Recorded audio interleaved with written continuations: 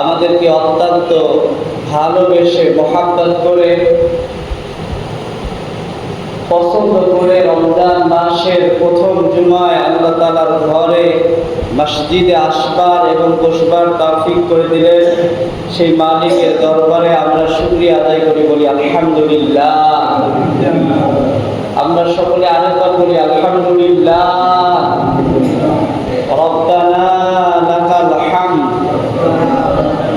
হামদান কাসীরান তাইয়িবান মুবারাকান ফীহি ইয়া রাব্বি লাকাল হামদু কামা ইয়ানবাগি লিজালালি ওয়াজহিক ওয়া আযীমি সুলতানিক। আলহামদুলিল্লাহ, আজকে বাংলা মাস ফাল্গুন মাসের 7 তারিখ এবং ফেব্রুয়ারি মাসের আজকে হচ্ছে 20 তারিখ এবং আমাদের কাঙ্ক্ষিত মাস যেটা কোরআন নাজিলের মাস রমাদান মাসের আজকে হচ্ছে 2 তারিখ, যে আল্লাহ রাব্বুল আলামিন আমাদেরকে মায়া করে মহাব্বত করে ভালোবেসে আল্লাহর ঘরে আসবার এবং বসবার তৌফিক দান করলেন। এই জন্য আরেকবার শুকরিয়া আদায় করি আলহামদুলিল্লাহ। আমরা যত বেশি আল্লাহর শুকরিয়া আদায় করব তত বেশি আল্লাহ তাআলা আমাদেরকে ভালোবাসবেন এবং আমাদেরকে ভালো ভালো কাজগুলো করার তৌফিক দান করবেন। আমরা বলুন করে নেই, যিনি আমাদের রাহবার, যিনি আমাদের মুআল্লিম, যিনি আমাদের মুদাররিস, আখি নবী, শেষ নবী মুহাম্মদুর রাসূলুল্লাহ সাল্লাল্লাহু আলাইহি ওয়াসাল্লাম। আলহামদুলিল্লাহ, আজকে আমরা সূরাতুল বাকারার 183 নম্বর আয়াত থেকে আলোচনা শুনবো ইনশাআল্লাহ। আল্লাহ রাব্বুল আলামিন মূলত এই আয়াতে রমাদানের কথা আল্লাহ রাব্বুল আলামিন বলেছেন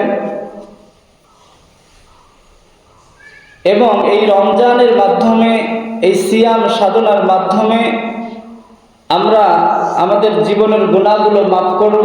শুধু তাই নয়, আল্লাহ তাআলার প্রিয় বান্দা এবং মুত্তাকি বান্দা হিসাবে আল্লাহ যেন আমাদেরকে কবুল করেন, সেই নিয়তে আমরা বলি আল্লাহুম্মা আমিন। আল্লাহ রাব্বুল আলামিন রোজাটা মূলত এজন্য আমাদেরকে দিয়েছেন যে গুনাহ মাফের একটা রাস্তা।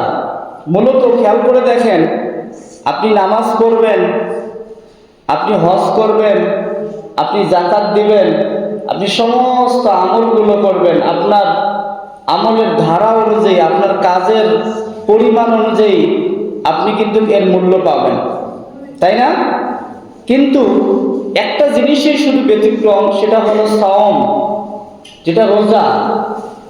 এর রোজার কতটুকু লাভ দিবেন আল্লাহ রাব্বুল আলামিন কিন্তু নির্দিষ্ট করে দেন নাই। এটা স্বয়ং আল্লাহ রাব্বুল আলামিন নিজেই বলছেন, ওয়া আনা আযজি বিহি, যে আমি একমাত্র এই রোজার পুরস্কার করি। সুবহানাল্লাহ ওয়া বিহামদিহি। এজন্য রোজা অর্থ হলো বিরত থাকা। কি বিরত থাকা? সমস্ত গুনাহের কাজ থেকে বিরত থাকা। এটা আমাদেরকে বুঝতে হবে যে আমি রোজা আছি, রোজা অবস্থায় সমস্ত পাপাচার, সমস্ত গুনাহ থেকে আমাদেরকে বেঁচে থাকতে হবে। এটা হলো রোজার অর্থ।